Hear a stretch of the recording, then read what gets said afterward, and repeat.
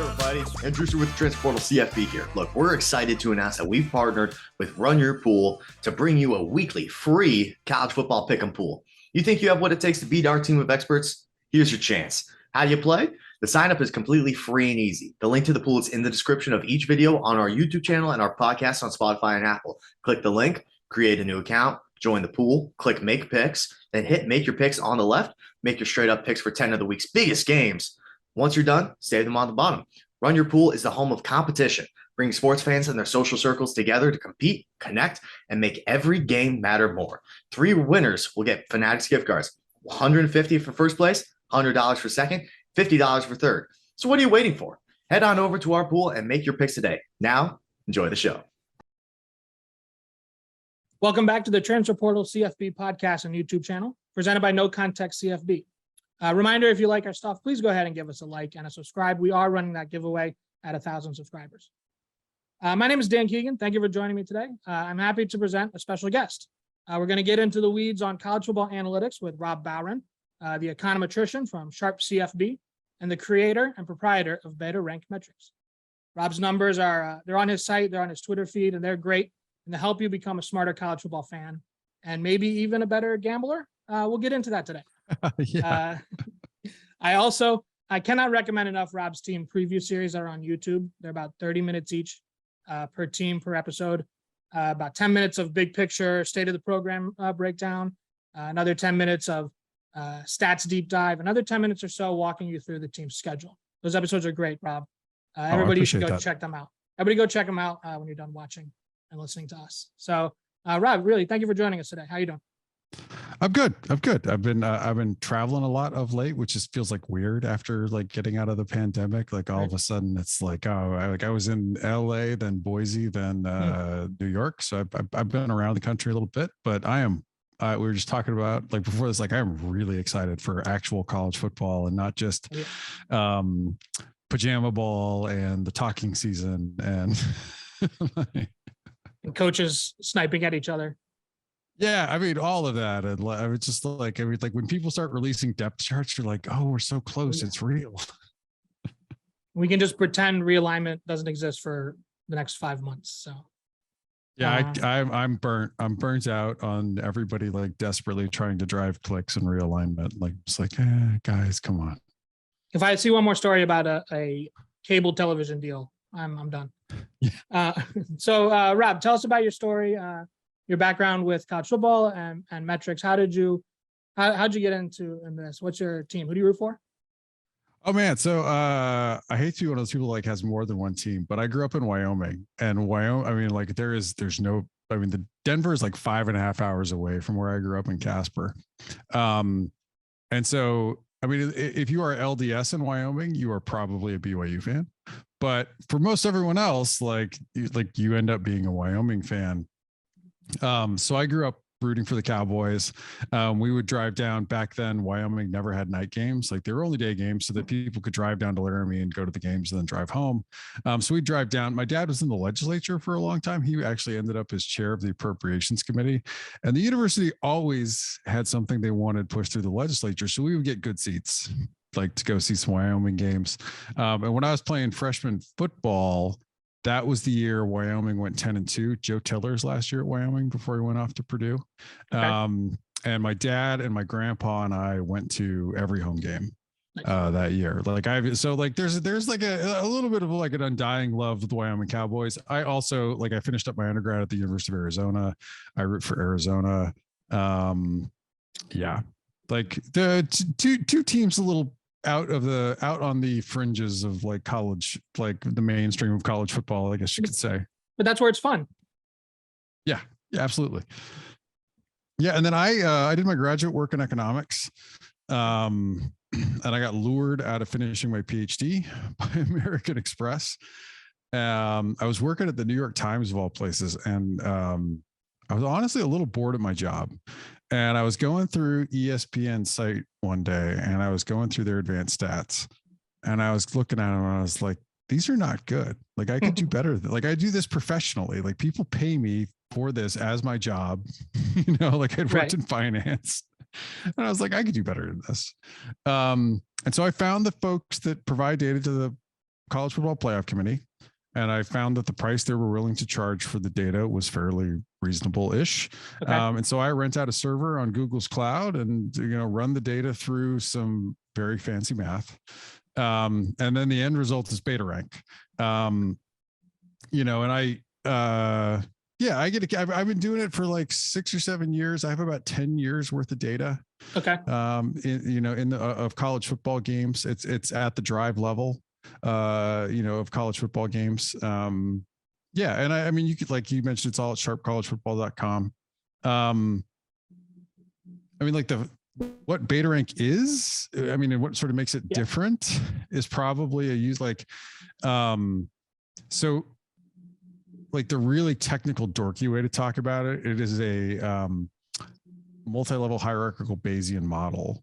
All right, you're lost. I'm out. I know. So me. that's for like the really extreme dorky, but the way to think about it is like everything in beta rank comes back to like a points per drive framing. Okay. And I think that that's a very useful way to think about college football. I sometimes think EPA, which is the expected points added for play, which a lot of people use. I think you can end up with some quixotic results out of that. Drives per play is far more like EPA can often be like, do we have the full context? Because it can be a little bit like a single strike or a single ball in an at bat, but the drive is the actual at bat, right? And the outcome is much more at the sort of like at bat level. And I think that's a really useful way to frame things. And the way beta rank, I think, looks at things is there's sort of 4 core metrics that make up either offensive or defensive beta rank. There's drive efficiency, and that's measuring your ability to put together long drives and put up points, right?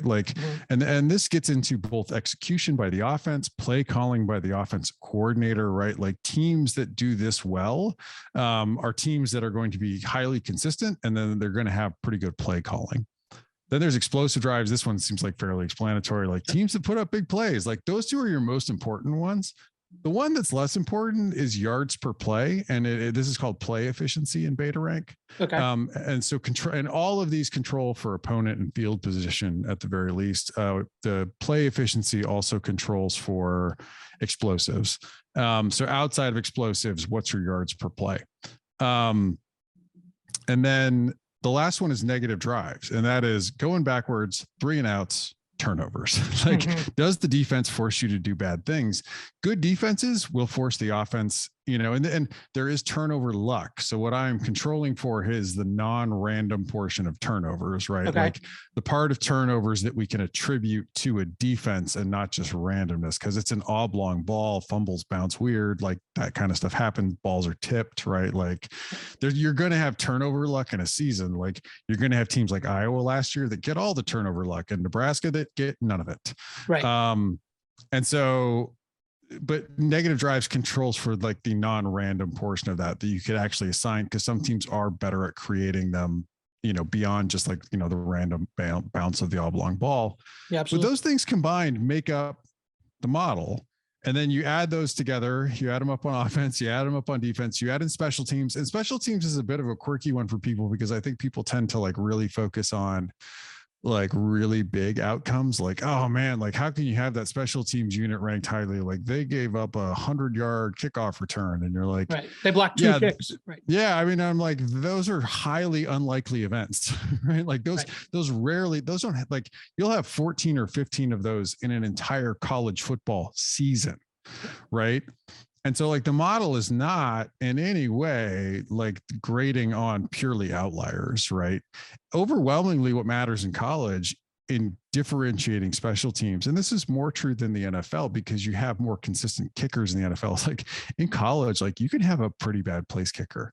And so the ability to make kicks matters more than your ability to gain an additional yard here or there. Like when you frame that additional yard here or there in field position into points, it's a lot smaller than doing better than average at making a kick from that distance, right? Okay. Like, so it tends like special teams, they're like, and like the example I like to use, like if you like, I think the best special teams coordinator in college football is Pete Lembo. He's at South Carolina now. He was at Memphis before. Special teams units tend to improve quite a bit under Pete Lembo. So if you like he's a good one. He's sort of a good one. It's like, oh, if he switches teams, like you'll see improvement, right? Like across special teams, a lot of teams don't pay that much attention to it. You can kind of tell a lot of teams don't offer kickers scholarships. You can kind of tell, right? Like, I think Nebraska literally didn't even have a special teams coordinator last year. Yeah, and that will come back to haunt you. Now I'm not saying like the yard stuff's not important. It is. It's just in the NFL, that would be more of a differentiator because the kickers all tend to be pretty darn good. Yeah. In college, like you can have like Mike Leach last season had of course, Mike Leach, if somebody's screwing up, he throws them under the bus in public. But that's, like Mike Leach had a really bad kicker last season. Like that really hurt Mississippi State. Their special team score was terrible. All of these add up together to make your beta rank score. And then I do something a little different. I'm a little prickly about some of this. I don't mean to be prickly. I'm just particular about some of this stuff because like what you see in beta rank and what you see when I put out either a spread or a win probability, I'm not running a separate model for that. So everything you see past week 5, because like coming into the season, there's you have a cold start problem, right? Like if I just ran the model on like one season worth of data and put out the results, it'd be like, Alabama, Birmingham, UAB is the best team in college football, right? Like you have a small sample size, weird stuff in there, right? So up until week 5, you have this projection data that you're waiting in, right? And it's mostly like recruiting rankings, returning production from Bill Connolly, prior year performance in beta rank. But like in season, I really pride myself on only using in-season data. There's no recruiting rankings past week 5. There's no prior year performance, any of that. The model does a really good job. The in-season model absolutely I had a bad projection model last year because of 2020 weird data, which I own up to, but the in-season model absolutely smoked some models that people pay for, and I'm not going to call anybody out, but there are people out there touting their picks and like charging for their results and things like that. I beat them by like 2%. I beat some of the ESPN models by more like 4 or 5. Wow. And so against the spread. And I say that like because I want people to have confidence. Like I am interested in having 2 conversations. One is like model accuracy. I am like interested in like talking about who better teams are, but I also like think it's important. Like what beta rank does is like, because you have those 4 components that make up an offensive score and a defensive score, we can actually talk more about what makes teams good and what they're good at. And when you get into a matchup, and I find that much more interesting than just like the spread. I mean, like I find the spread interesting. I get my stuff out at 9 a.m. on Sunday. So if you want something that's a decent guide to like look at before Vegas openers hit, which are often the numbers before the experts have weighed in and right. Move the numbers. Like I'm a good source for that, but I also don't want anyone to ever wonder if I'm like cooking my books by using opening spreads in a spread model. Like okay.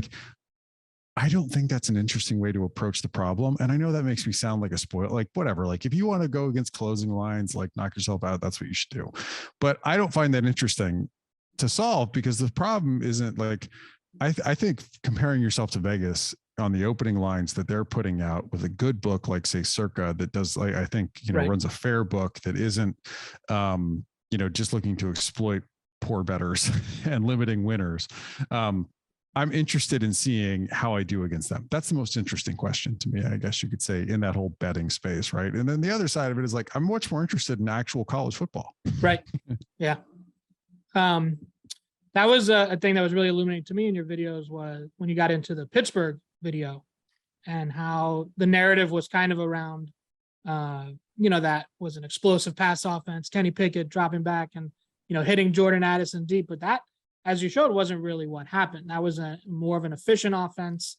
And I think they can replicate that this season. That's just a little side, but I'm high on Pitt this year. So I mean, look, I mean, like the thing about Pitt that people should keep in mind as we just like do a little quick sidebar on Pitt, but like is the defense was actually really good last year. And that's likely to continue. Why? Because Pat Narduzzi's still there and he's a really good defensive mind. But the thing is like, and multiple all conference guys on that front. Yeah. You cannot sell me on that, like Pat Narduzzi, who has hired a string of horrible offensive coordinators, and Mark Whipple, who has put up some pretty bad offenses at Pitt. Suddenly, suddenly everything came together in one magical season. Like they played one of the worst, one of the easiest schedules of any offense last year. Like, they get that kind of again. I know. And so like that there's room for real often. Like I have Pitt projected in the teens. Like I think like they should be a pretty good team. Yeah, I'm buying it. So one thing that you set out to do with your numbers is something that feels kind of unmeasurable, and that's a coaching and player development aspect. So what are some methods that you use to try to quantify that? I feel like, I see NFL draft results, like comparing a guy's recruiting ranking, what a school does in terms of their classes to how many they get drafted. But that feels like a poor way to do that. That's almost like RBI in baseball or something. So what is your approach? Yeah. I mean, so like, I feel like I actually managed to offend some people in the analytics community that do that kind of thing. And I'm like, I think this is bad. And they did not like to hear that. It's anyway. Interesting as a story. Like if a guy has 10 RBI in the last 5 games, that's interesting, but that doesn't tell me he's going to have 10 RBI in the next 5. Well, so like, I want to present like what I think there's a couple of main problems with that approach. One of which is like, you're only measuring a very small percentage of college football players. Right. Sure. Like, and you're not measuring a good chunk of teams at all. Right. Like you're going to have huge numbers of teams that don't even have somebody drafted, or if they do, it's like 1 or 2 people. So you have a very small sample. The other one is that you're just if you're just doing like draft position, like that is an ordinal rank and it doesn't give you an idea of like how much different. So this is something I try to talk about with beta rank, which is like the distance between team 1 and team 4 is often larger than the distance between team 4 and team 20, right? Like an ordinal rank gives the appearance of like stepwise, like, equal distance between, but they're not, right? And like that's also true at the top of like the NFL draft, right? Like the very best players in the top 5 are a lot better very often like than the guys at like 15 or 16 or something like that. And so it doesn't give you a really good measure of how good the players actually are, because you've imposed this ordinal rank, this high, and it is a linear function, a linear stepwise function on that. That's wrong. Like that's absolutely the wrong way to do that. The other part is, and I think this is true too, is if you think about the way college football recruiting rankings go, you get a lot. If you're a 4 or a 5 star, you get a lot of tape review. Like teams have reviewed your tape. You've gone to a lot of camps. Right. You've had a lot of analysts looking at you. That is not true of 3 stars. Right. And so like when people are saying, right, like, I mean, I think college football recruiting rankings generally are more accurate towards the top. Those guys are getting more evaluation hours. So if you're telling me like a team is just really good at developing talent, what you might be telling me is that they're just really good at identifying 3 stars that are actually 4 stars. And I'm not saying that's not valuable, but that's actually not development. Right.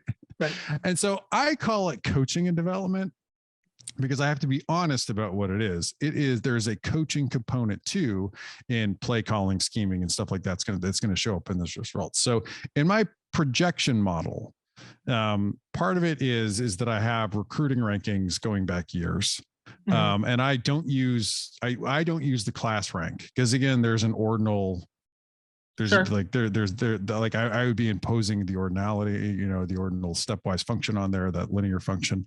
I would also, it's actually not as accurate as using just the average recruit per class. Like the average rating of the recruit per class is actually more accurate and more related to on-field performance. And then I measure, like, turns out this silly model I built I have a really good measure for whether your college football product on the actual field is any good.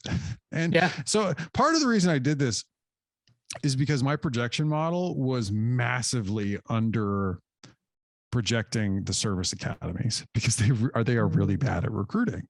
Right. And so, I mean, like they're actually special. Like, I don't know if everyone knows this, but like the NCAA, there are special rules for service academies. They can start recruiting kids earlier. I think they might get more. I mean, they try to help them along the way in recruiting. They still tend to grade out very poorly in recruiting, but they actually often put together a pretty decent product on the college football field. Absolutely. So like the coaching and development, what I do is I have a team specific dummy that goes in over the entire period of that I'm using to build out the projection model. So that's like years back.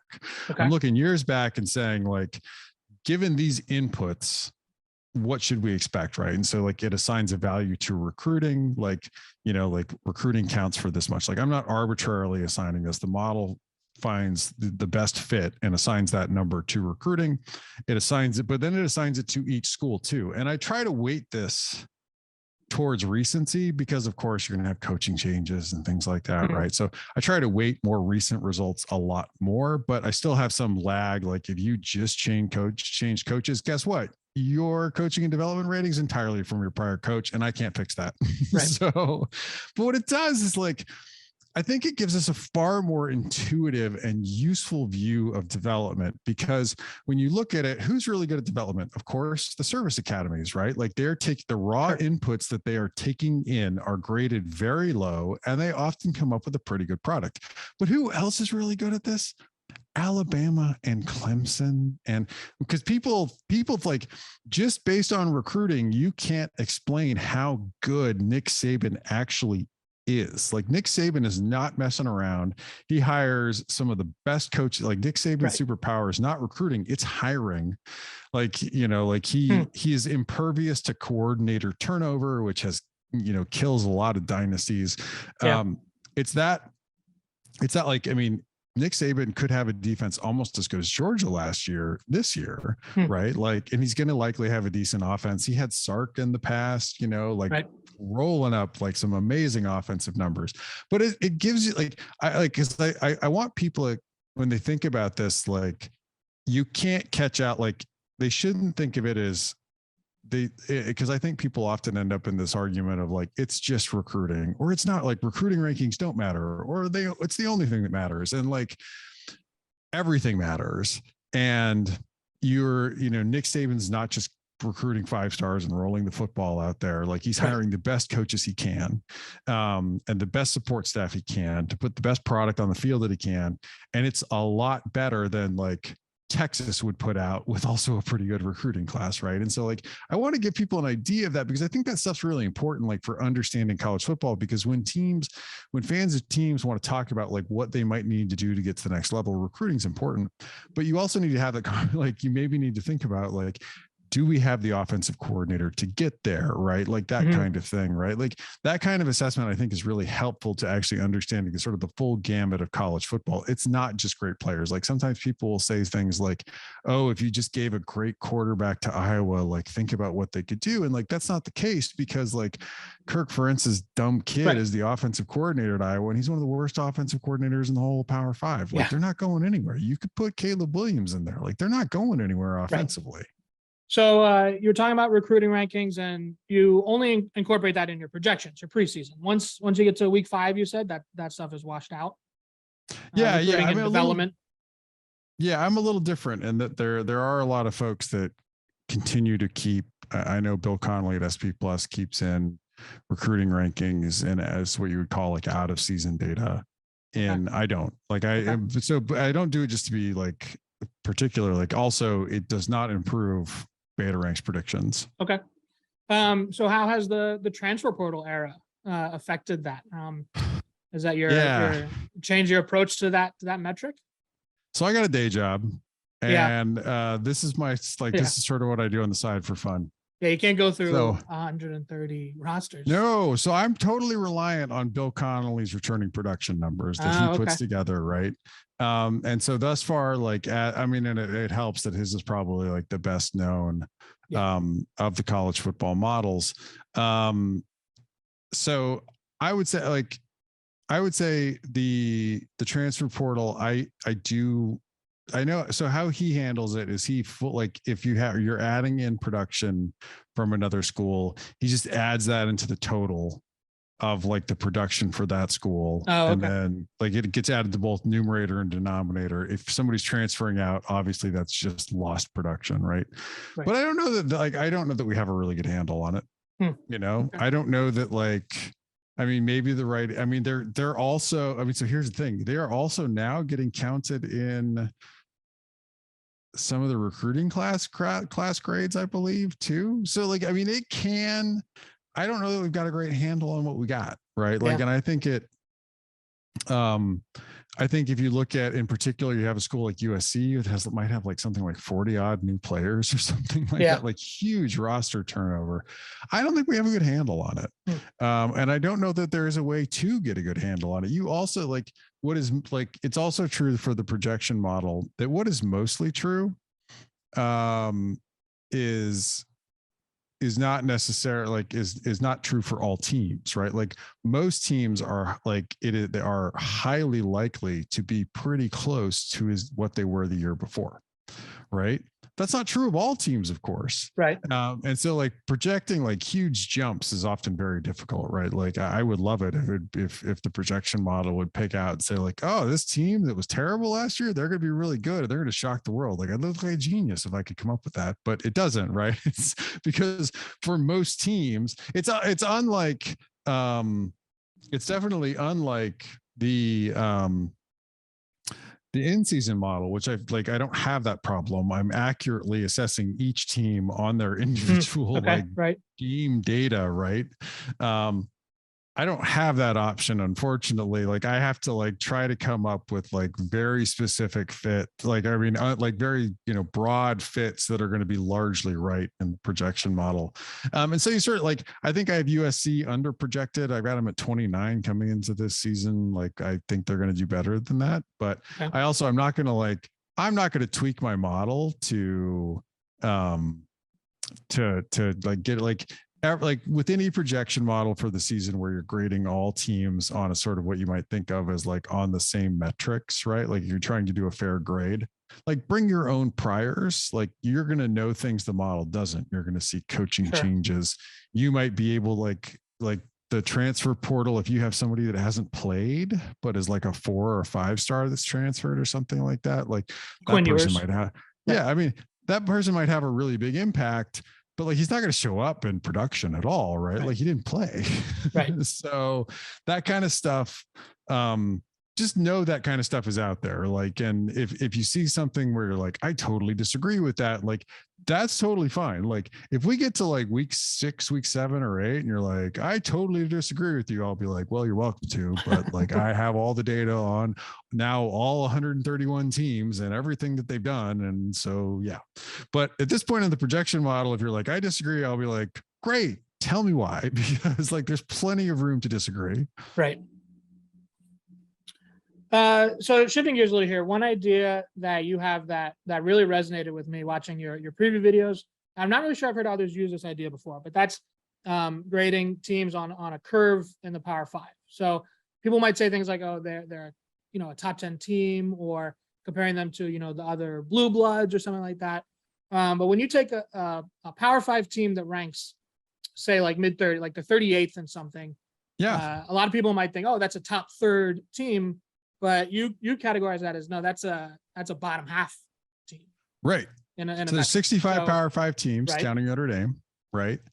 They have very different resources than Group of 5 teams. Like, don't kid yourself. Like, the pay is different, the benefits are different, right? Like, it's very different, and they have totally different number of like staffers. I'm sure the cafeterias are quite. I mean, like, the whole spiel is very different, right? And so, I don't like Power 5 teams should be like, and this largely does happen, right? Like, the different resources end up actually showing up. So I would say like with this concept, what I like to do is like, because people will feel really good about their team. They're like, oh, we're a top 20. Like I had somebody tell me like, we're a top 50 offense for a Power 5 team. I was like, that's a bad Power 5 offense, right? Like we're grading on that 1 to 65 scale. Now you are going to have group of 5 teams that sneak up into that top 65, and that's great. Like they're having a really good year. Like they have a great coordinator who's probably going to get poached by some Power 5 school, or like maybe a great, quarterback or something like that. But that stuff is like how I think people should frame it and think about it, because it's largely true, right? Yeah. Like you're not like Power 5 schools aren't out there and shouldn't be grading. Like you should, if you are a Big 10 school and Wyoming is grading out higher than you, like you've done something wrong. Like they don't have anything like your resources, right?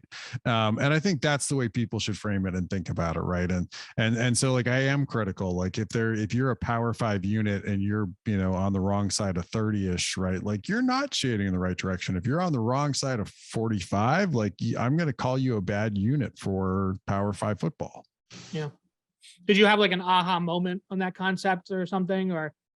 When it just it came from is like I was thinking about ways to try to improve the projection model, and I was like, I wonder if I could get football budgets. And so I went and looked at football budgets, and I couldn't get enough consistent data. Like private schools keep all that stuff under wraps and everything like that. But what I did realize, I was like, oh man, this is a very different story, right? Like, and we shouldn't be grading like it's truly, but I also got to see the distribution of results, right? Like I get to look at the results all the time. And so the model results, like Power 5 teams do creep up towards the top, group of 5 teams do creep out towards the bottom. But I think it's also a really useful way, because like, we shouldn't be looking at group of 5 teams and saying like, oh, you're not a top 15 offense. What do I care? Like they might be having a really good year, and that's interesting and exciting in college football. If they're like a top 50 unit, right? Like that's a pretty good year for a group of 5 team in a lot of cases. Like get excited about that. Like that's a cool story. Yeah, absolutely. So let's hit some like good news, bad news. What are some teams that your model has kind of picked out as being overperformers, or maybe some bad news, maybe some underperformers that you've picked out that maybe the rest of the commentary wasn't on? So I mean, like last year in particular, I was a lot lower on Michigan State than people. And heading into that, I was a lot closer. I think when they rolled into Columbus, they were something like, I think Vegas might have had him as like a 20-point underdog or something like that. And that game was over 10 minutes in. And I had him as like a 28-point underdog. And everyone was like, how can this be that Michigan State, this powerhouse team, is this much of an underdog to the Buckeyes? And I was like, I don't think, like, guys, this game is not going to be close. These guys have had some real turnover luck in a bunch of their games, right? Like, they got housed. And I try to tell people, I'm like, Michigan State is closer to that team that lost to Purdue and got housed by Ohio State than they really are to like a top team, that kind of thing last season. And so like advanced stats is useful for that. But it's also frustrating. Like a lot of where people get really irritated with me is they'll look and be like, what are you talking about? That's a 10-win team. Or like Nebraska last season, they'll be like, this is like a 3-win team. What are you talking about? But very often like teams, like, people think randomness is different than it is. They're like, there's no way anybody has that kind of bad turnover luck or that kind of good turnover luck. And the truth is, yes, if you try to individually pick going into a season who is going to do that, you would be unsuccessful. But there are 131 teams. One of them just might, right? Like one of them just might have incredible luck, and one of them probably will not, right? Like that's the way randomness works. And so that kind of thing, like last year, like Iowa was an example of another team that had excessive turnover. Iowa State, though, was a team that had horrible turnover, but was a decent team in advanced stats, and would often, like when people would come back with like, whenever you come back with like, oh man, like what is Vegas thinking? Like this spread doesn't make any sense because humans think in wins and losses for the most part, right? They're like, but Vegas is not. Vegas isn't, absolutely does not freaking care who won the game. Like Vegas is diving a lot deeper in than that. And so it does get like that kind of stuff, I think is useful and interesting, but like the projection model has had some big misses, like, and that's going to happen. Like you're going to have teams that you project that like fall out. I think I had Penn State one year and they bombed. I mean, everybody had Oklahoma. Yeah. I was just about to say Oklahoma last year. So like the 2020 data in particular, I think really threw people for a loop because it was so wonky. Sure. We didn't have, I mean, like the Pac-12 played like four game games. Seasons. Yeah. But then like most of the like you really do need, I mean, sometimes it's useful. I don't know if you're like there's a branch of mathematics called topology, which is like mapping things in space. It's super cool. But I'll take your word for it. You can throw the college football schedule into a topology in some topology software. And it'll give you like circles and lines, like connecting things like edges and nodes, as they're called. And you can see like you get groupings of conferences, like these dense grouping of conferences, which automatically show up because they're all connected because they play a bunch of games together. Mm-hmm. And then you have these lines shooting out to the other conferences, and those are your non-conference games. You fully rely on those non-conference games to be able to put together an ordinal rank for college football. And like beta rank's different too. I know S&P Plus and a lot of other folks, they have to do conference adjustments to their model. Beta rank automatically does it. Now that may have actually like screwed me over for 2020 because like I might've needed to make conference adjustments because I had no non-conference games in order to like help me make those adjustments naturally. But it also catches like beta rank itself. Like I talk about a time decay for the coaching and development metric in the projection model. I have a time decay built into beta rank. That's a little different than some other models out there. I care more about what you've done most recently. Some of that's to try to catch for injuries, which are like, like somebody that's injured and you've got and I get a couple games with that person injured, like the model will start to grade them down. Right. For teams like Georgia State last year that, made a quarterback change, or Toledo made a quarterback change and, kind of changed their course. Yeah, or like Utah, right? Like Charlie Brewer starts, they go 1-2, right? Like far more famous example. I'm down in the Cam Rising comes in, and all of a sudden, like the Utes are on fire, right? But it also catches like, I mean, like in 2019, I think I was the only major model that had. I don't know if I'm a major model, but like I don't know, like I'm famous among math dorks. Yeah, let's claim it. Let's go for it. But I was the only model that had LSU as a favorite over Clemson. Like everybody had Clemson ahead of LSU, but because I had the time decay and I'm waiting more, like LSU got hot the back half of that season. And that defense got healthy too. Yeah, it really caught. And I had LSU by 7 points going into that. And a lot of folks had Clemson heading into that game. And I think some of that is just the fact that I had the time decay really built in to try to capture more. Like I care less about what happened early in the season than what happened 2 weeks ago, 3 weeks ago. Sure. Are you worried about a little hot hand fallacy there, or does the fact that you adjust so much for things like opponent adjustments and garbage time, does that kind of remove that idea? No, that can't happen, right? Yeah. Like an example I like. I mean, so people always assume like some of turnover luck is or some of luck in college football is turnover luck. Mm-hmm. Some of luck is sometimes in college football is that you have a bunch of good things happen to you all at once. And so like, if you like, I mean, I feel like Tennessee versus Kentucky last year, like Tennessee hit every explosive play all at once, all in one game. Right. That is like, people are like, oh, that just means Tennessee puts up a bunch of explosive plays. I'm like, they did all year, but like that concentration is a highly unlikely event. Right.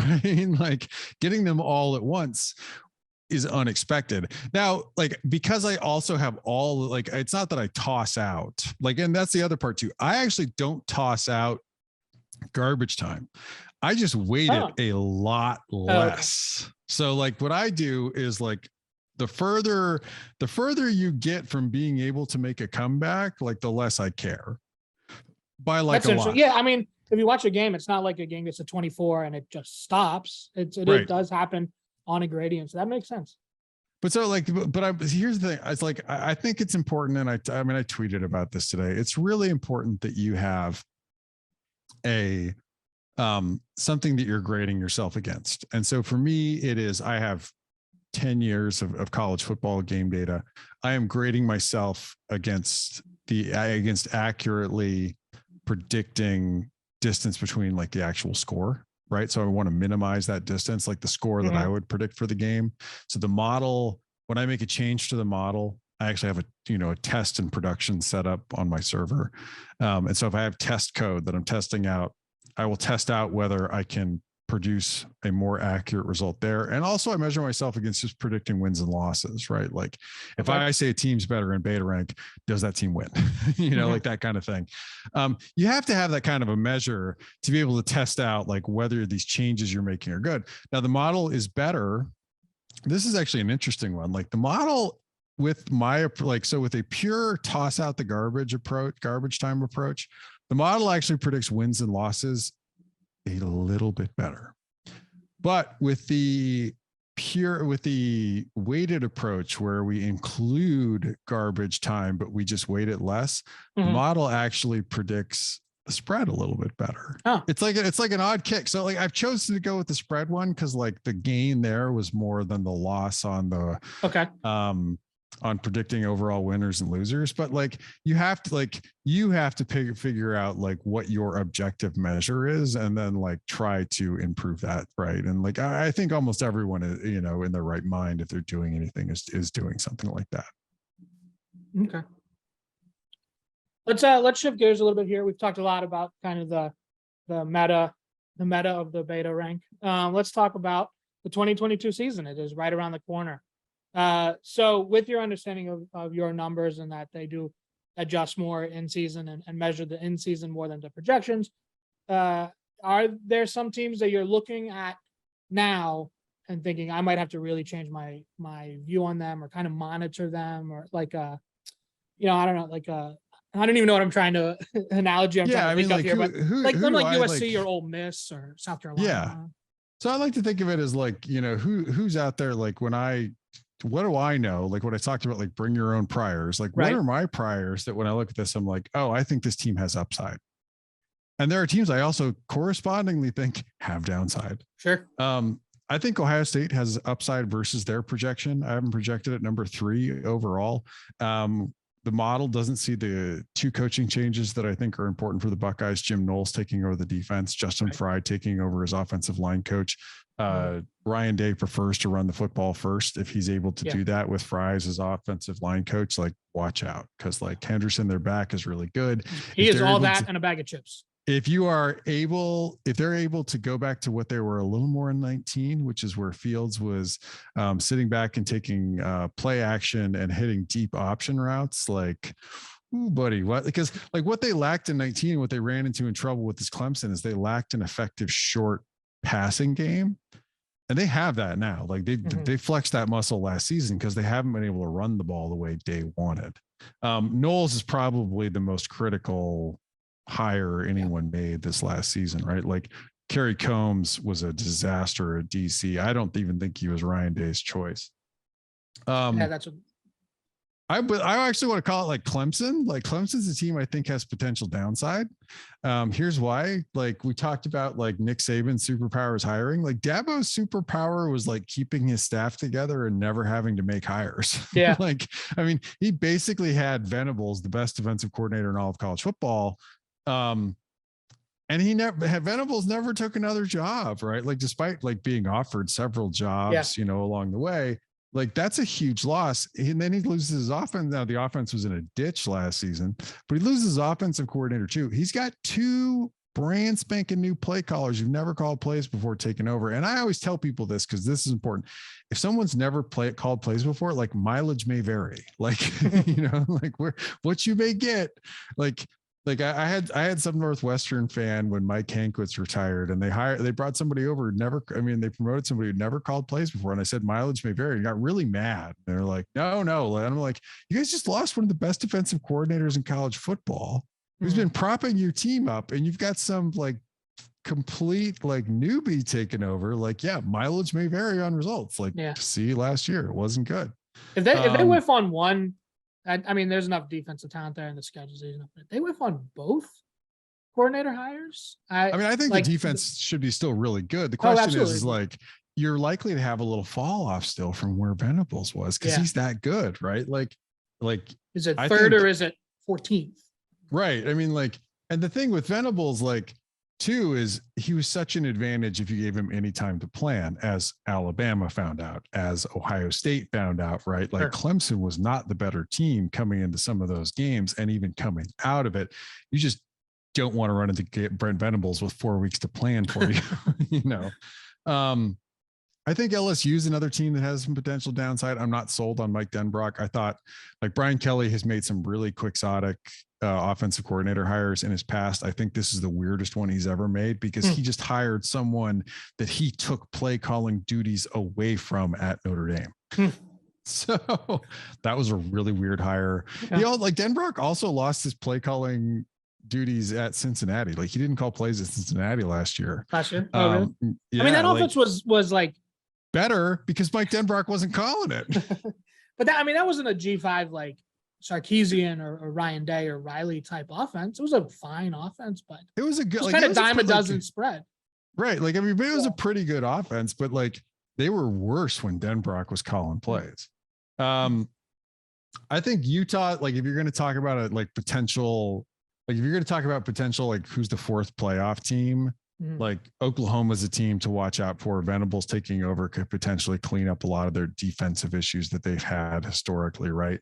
I think Levy's a smart offense. Like, I feel like take away his time at Baylor, like, which is not great, but like the death of Oklahoma. The offense he runs is it's the same one, like, in a large part that Heupel's running at Tennessee. Like, they'll put up some points. Utah's another team that you could talk about as a potential playoff team. They're really good. They have a good shot. Like, a team that I'm high on that not everybody's as high on is Mississippi State. Oh yeah. Really good offense last year. Their quarterback's back. On top of it, so Zach Arnett's their defensive coordinator. He comes out of that Rocky Long 3.35 from San Diego State. I think they have a chance to really put it together and improve. And like, they ranked 119 in special teams last season. I expect Mike Leach has probably had some kicker tryouts. So. No, they have a All-American from UMass and an All-American from Coastal Carolina. So they have a new punter and a new kicker that were both All-American or all-conference at their level. Well, that's a big thing, because that held them back a little bit last season, right? Like, their score in particular there. I'm less, like, I really like what Jim Leonard's doing on defense at Wisconsin. I'm less sold. I'm not sure Paul Chryst is going to get that offense unstuck, and I'm not sold on Grammar. I'm sorry. Like, I need to move a little faster. I'm just rambling through teams here. Oregon's an interesting team because I think they have potential upside. The defense was a really big problem for them last year. They add Lanning. He should clean that up a little bit. I would be a little worried if Tosh LaPoy is calling plays, because he got fired by Nick Saban for not being good at play call. I mean, he's a nuclear weapon in recruiting, but not a great play caller. I like NC State. Like, I think everyone likes NC State. The defense was really good. I think their special teams could improve. And I think their offense has a shot to improve. They were a decent offense last year, but like a lot of ACC offenses, like, they mostly faced a lot of bad ACC defenses. I'm a little less sold on Miami. I wouldn't hire Kevin Steele. He will stab you in the back, as Gus Malzahn found out. And he almost became like, he was like the interim coach at Tennessee for a hot minute. And he's learning a whole new league. Yeah, but I mean, it's like pre-interleague. It's like pre-interleague when a pitcher gets traded, you know? Yeah. But I think Kevin Steele's a really good defensive coordinator, even though he's maybe not like the guy that you always want to keep an eye on him. Josh Gaddis is a good OC. He's not a great OC, but I think Miami should potentially improve off. Like, we've got him projected at 19. I think they have a shot to improve for sure. Yeah.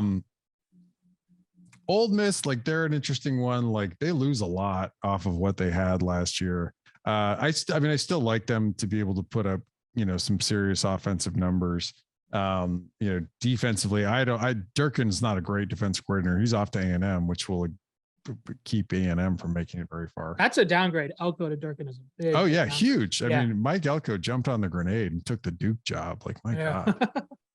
So here's the team I'm high on, but it's like really conditional on some off-season surgery that we're going to find out like whether it was as much of an impact. So Hazik Daniels at Air Force, like Air Force has been really good the last couple seasons. They had horrible turnover luck against Utah State last year, and it cost them a shot to play for the Mountain West title, but they were graded out as the best team in the Mountain West. They were a 10-win team.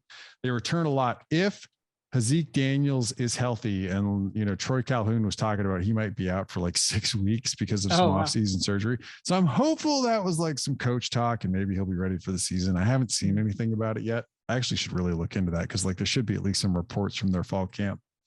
They also lose their defensive coordinator, and so like they had a decent it is really like if you see a service academy with like a sub 50 defensive rating in beta rank, like that person has earned all of their money.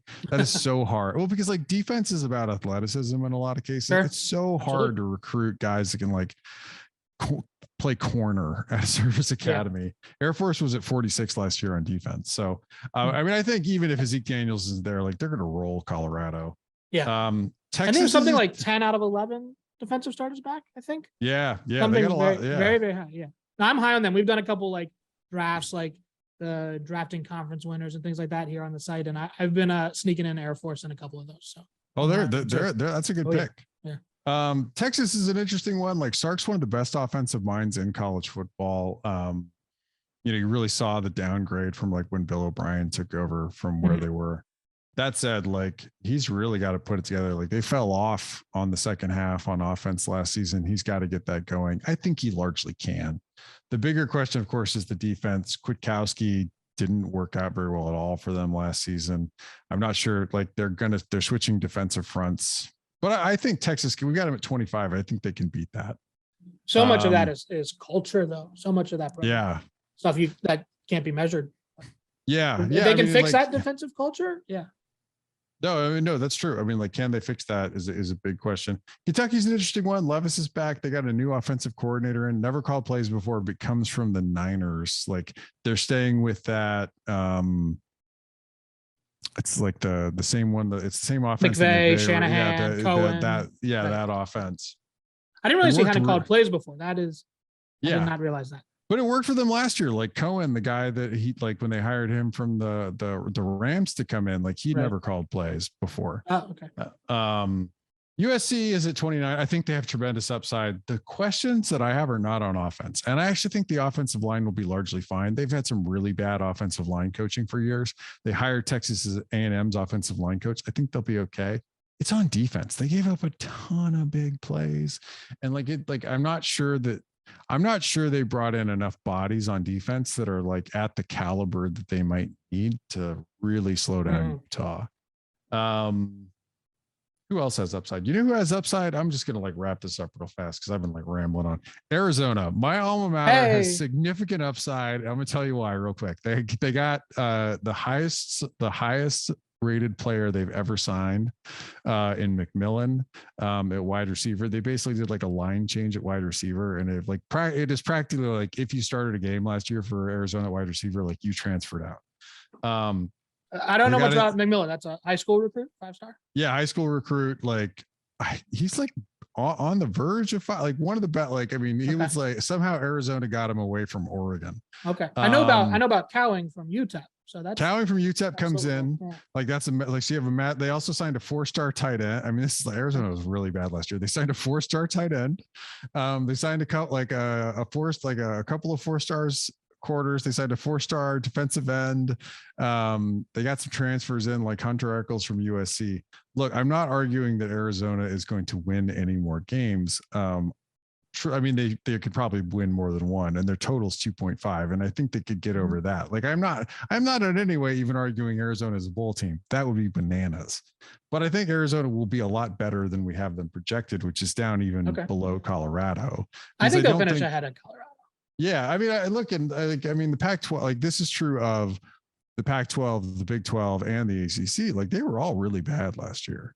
I mean, for the most part, those were really, I mean, like the middle through the bottom half of those conferences was not very impressive. And so like, if you can get any kind of roll going and get any kind of turnover luck at the right time, like it's not like Stanford's going to turn it around. Like Lance Anderson's still the defensive coordinator. David Shaw's dug his heels in, right? Like, anyway, so I've rambled on. Who do you like coming in with this year?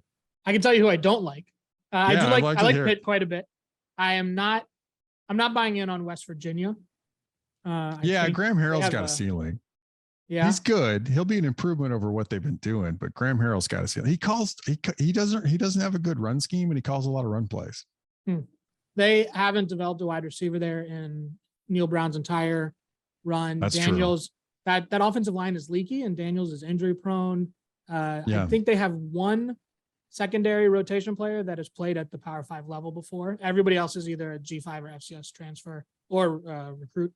And I don't know. I mean, I think that for that defensive front seven might be good. And it's the second or toughest schedule, I think, in the Big 12 by a lot of metrics. So I'm down on West Virginia. I'm down on Ole Miss. I could see that. Yeah, I'm a big I am not the mathematician here. I'm big on team culture and things like that. And Lane Kiffin, I don't think runs a tight ship. And you're talking about a free agency team with two new coordinators. And we talked about, new coordinators. And I get a little worried that experiment isn't going to work every single year after year, hitting the portal hard. And the only good thing, it's weird. Like he kind of makes it work. I mean, like you kind of I feel like here's the thing with Kevin. I feel confident he will cobble together something on offense that's like workable and interesting. And his new OC he's worked with before, although it's not like Charlie Weiss Jr. was great at FAU last year, but like Kiffin's a smart offensive guy. Yeah. He's not the weird thing is like, he's not in Sark's league as a play caller. But like defensively, like now they did make a good last minute hire, but it was like truly a last minute hire because like they lost Durkin and Kiffin's brother. He came in and he left. And then he left. Brother-in-law or something? Yeah. It was his actual brother. Like. Okay. Yeah. The one thing is their schedule. They have all their 6 easiest games are their first 6, and then their 6 hardest games, I believe. Yeah. So they could, maybe, bring the team together. And another team I'm on is Arkansas. Like I said, I like that culture. I like stability. And Bryles and Odom are both in their 3rd year with that staff, I believe. I agree with that. I think we've got them under. Yeah, I think we've got them under projected coming into this season. I think they'll beat their projection. When you think about like questions, like other teams have questions like how is the new defensive coordinator work, or who's the quarterback? Their questions are like, do we have a 3rd receiver? They're much smaller questions to answer. So well, they did lose. They lost a decent amount on defense. They lost 40% of their production. Yeah. But like I agree with you. Like I think that they'll largely keep it going, and like I think like Bryles is a good OC. Like and Odom is a good DC. Like I'm not too fussed. Like I think like we've got them projected at 41, largely based on like years prior hasn't been as good. Right. And I think they'll beat that projection. Yeah. So tell me, I'm selfish. I'm a Missouri Tigers fan. So why should I be excited about my Tigers this year? Oh man. I don't know. Oh, so here's the thing, like I don't understand. They had Ryan Walters as their defensive coordinator, and I do not frickin' understand it because like he shows up at like Illinois was terrible last year, except they had a really good defense under Walters relatively speaking. He's a rising star. And I think he is like, he's a name to keep an eye on. Like, God, if they had Walters right now, like they'd be a significantly like they're projected at 43. It's not like I'm projecting them to be bad. They're just in a really tough conference. Like they're in a tough spot. Right. But like the offense has to take a really significant step forward. I'm not Here's the thing, like it's worked at Louisville, that App State offense. Mm-hmm. I got to see it work like Brent Bielema just fired Tony Peterson, who's out of that App State offense, and it wasn't working at Illinois. And that could be a lot on what they had at Illinois too. But it also like they have not been able, like Mizzou has not been able to get it going the way say Louisville has offensively, right? Mm-hmm. And that's I would say like that's a little bit of my concern. But they've had so in their 2-year rolling recruiting ranking, they're at 20 overall. Like that's your optimism is that like the recruiting looks a little better. And if that's the case, like maybe this year is, I mean, like for Arizona, it's like show improvement. Maybe the wins don't come, but like you're winning closer. Like it's a little bit of like a lose close year for Mizzou. And maybe they take that step forward. I'm trying to remember who they named the starter. Was it, is it the one that sounds like a lizard? It's Cook. It's Brady Cook. Oh, it's not Basilisk or whatever. He transferred out actually.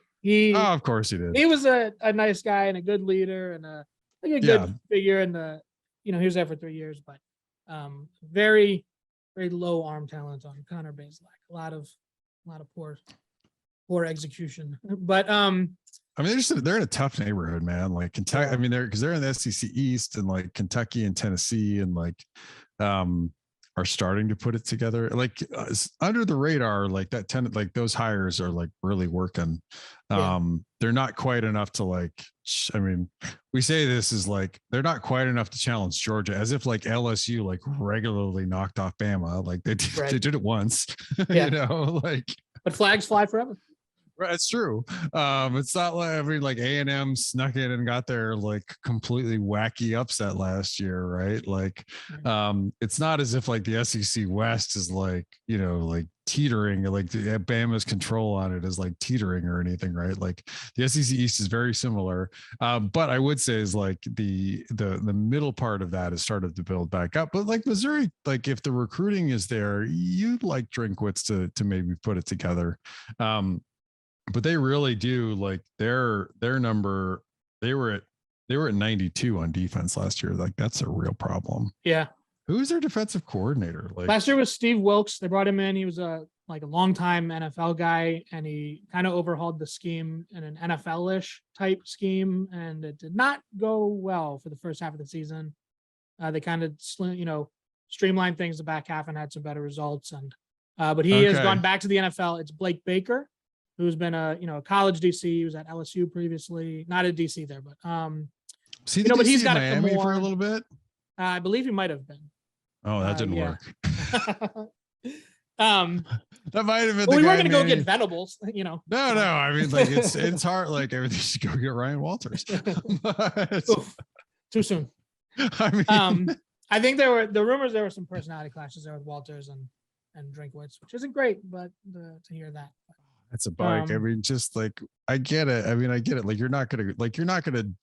Not everybody's gonna vibe together in the same office, but like, man, losing the talent like that. Yeah. Hurt. But I mean, like there's and I like one of the things that I like, if you follow me on Twitter at BaderRankFB, like you can like, I like to talk about like, as we're going through, like, hey, who are group of five? Like when it gets to be like coaching season, like coaching carousel season, I like to point out like, hey, who should you look at hiring? Right. Like who are like, if you have an open spot, who are some group of five coordinators that have done a really good job that like you should take a look at, right? Because like, but for almost any Power 5 program, you can go out and get a group of five coordinator, right? Like it's going to be a significant raise. So I like to talk like, because you're often talking about guys that like, I mean, like have earned it. Like they deserve their shot. They've done a good job where they are. Like maybe they're doing something interesting or something like that. Like I'm actually pretty interested about what Sonny Dykes is going to do at TCU, because he went and got Gillespie, the really good defensive coordinator from Tulsa, right? Yeah. Who's like carried their defense the last couple seasons, like one of the better defensive coordinators in the group of five. Dykes, of course, like does some pretty interesting stuff offensively. I thought that was a really good hire. Like those are the kind of stuff that like I have a lot of fun like tracking in college football, is like who deserves like that kind of stuff, or like someone where like you kind of identify as like, hey, they're doing a really good job, and then seeing them eventually sort of get their shot. Yeah, Kidley at he's at Texas Tech now. Zach Kidley in that that incredible offense. So excited to watch that. Yeah. Oh yeah, the jump up from they were Western Kentucky last season. Like that's gonna be a lot of fun. Yeah. Yeah, and then like what happens at Wazoo? Like switching back to the air raid, Cam Ward. Ooh. Here at the transfer portal, we are the official outlet of the Cameron Ward bandwagon. Our staff is all in on Cameron Ward. Here's my question for them is like it's a bit on the offensive line because they lose Abe Lucas, and it's a little bit at wide receiver because they don't have anybody that really has caught a lot of balls. Don't care. They got Cameron Ward.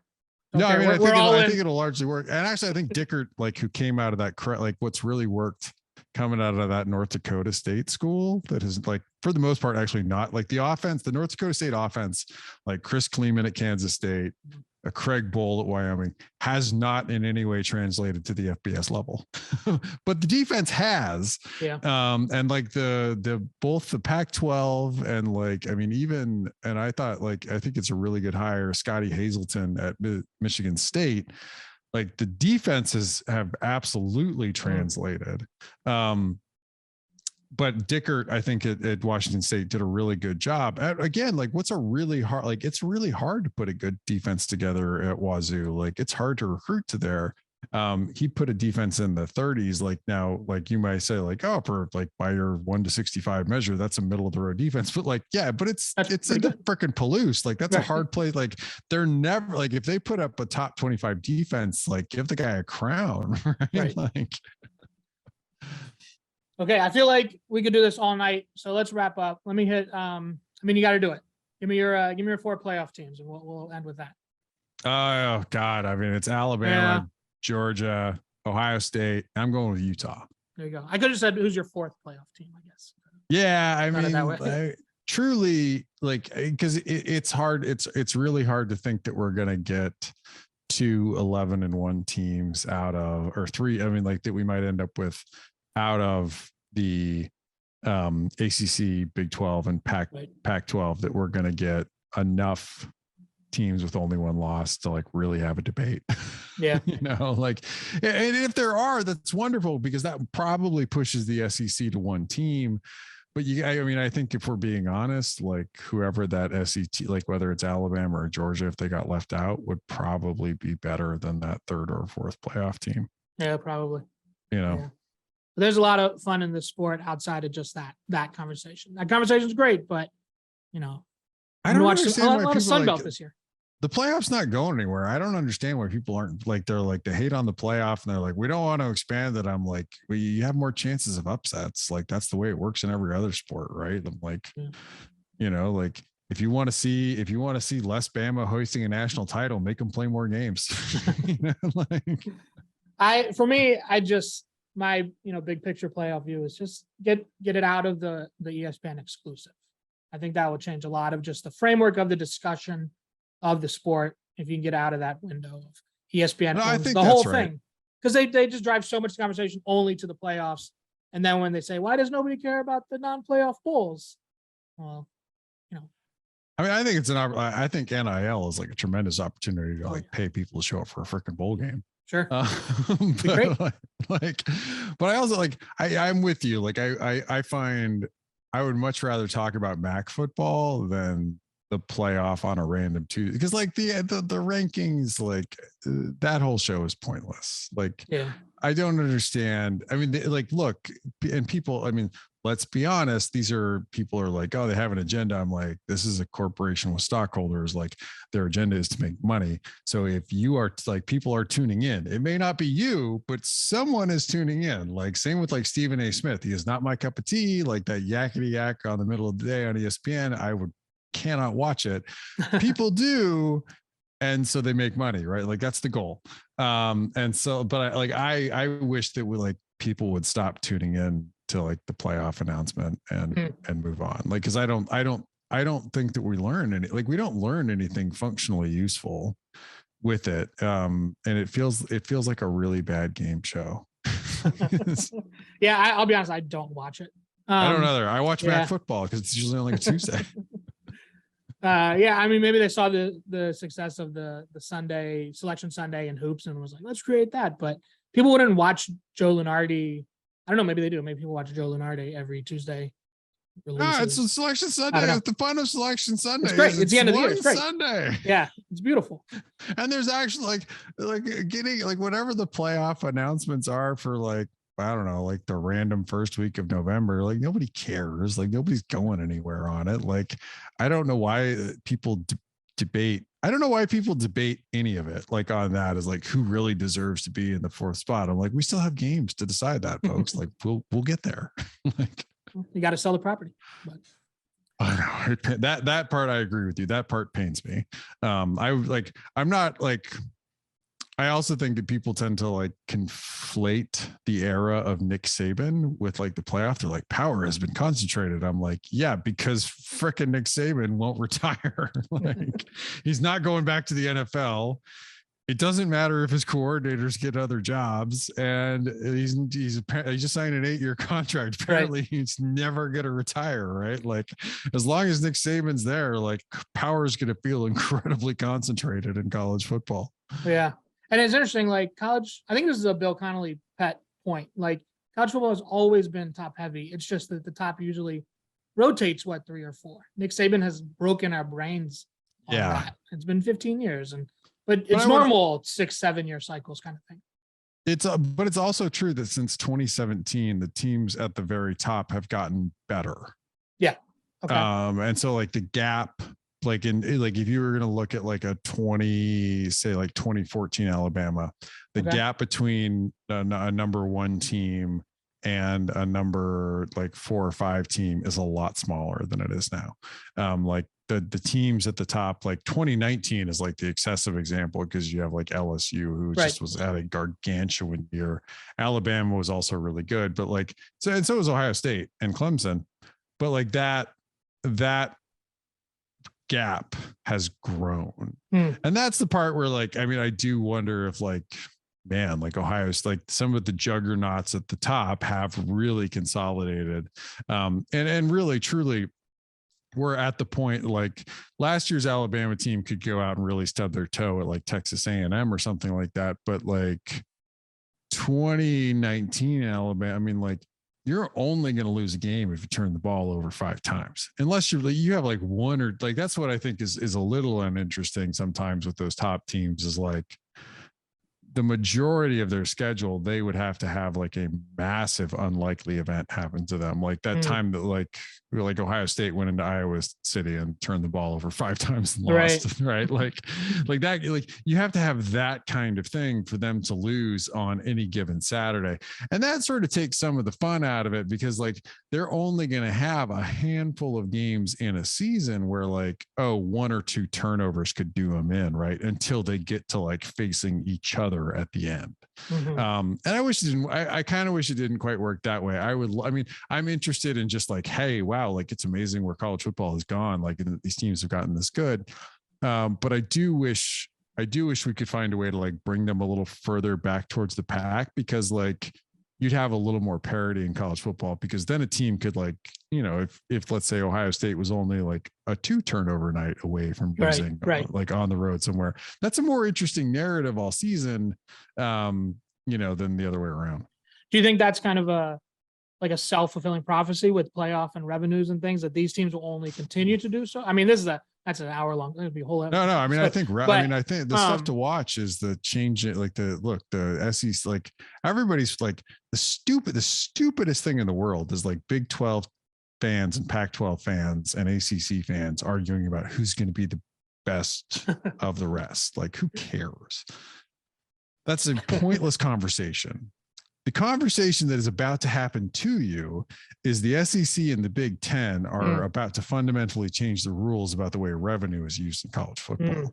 Like, and that could be expanding rosters. That could be paying players more, which I'm in favor of. But like, if you're paying players more than an ACC school can afford, then why? Like, you can make, if you can make more money sitting on the bench at Ohio State, what the heck you like?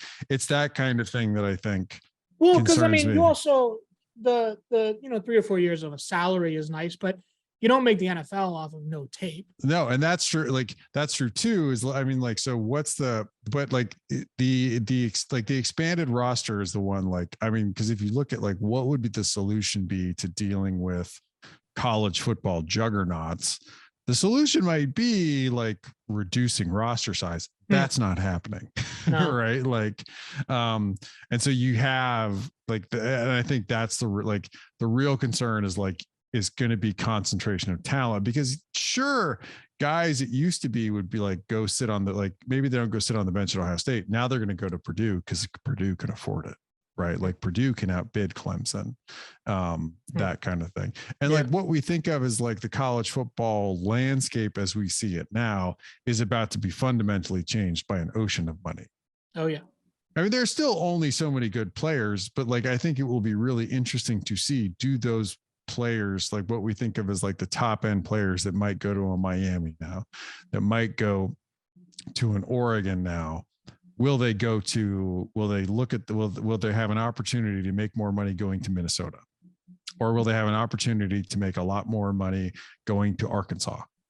If that's the case, could hit me with Missouri. Could hit me with Missouri. Yeah, or Missouri. I mean, like fundamental change in the way college football works, right? Like, then you really do. We will talk. You will hear me talk about like the top 32, right? Like, and we need to grade teams in the SEC and the Big Ten differently because they will be fundamentally operating at a very different scale than the teams in the ACC and the Pac-12 and the Big 12 will. And then we'll still talk about the group of five separate, so. Yeah. All right. I feel that I said about 20 minutes ago that we were head to the end, and then we just careened through another 15 minutes. But Rob, that was outstanding. Thank you for spending some time with us and making us all smarter fans. Season's just a few days away. So I can't wait. And I know you must feel the same. Yeah, I'm pumped. Thank you everybody for listening. You can find me on Twitter at Keegs.com. You can make sure that you subscribe, follow Transfer Portal CFB on all of our platforms. Rob, where can people find you and find your work? You can find me at BetaRankFB on Twitter and at sharpcollegefootball.com or at Sharp. We have a YouTube channel, Sharp College Football. I update the stats Sunday morning at about 9 a.m. Okay. And we're adding FCS. I'm so excited for this. We're adding FCS this year. So like, great. Not right out the gate because I don't have a projection model for it. So by week 5, I will have a ready to go cooking FCS beta rank ready to go. That's awesome. I can't wait. Thanks. You do great work. This is outstanding. Thank you. Thank you everyone for listening. Bye.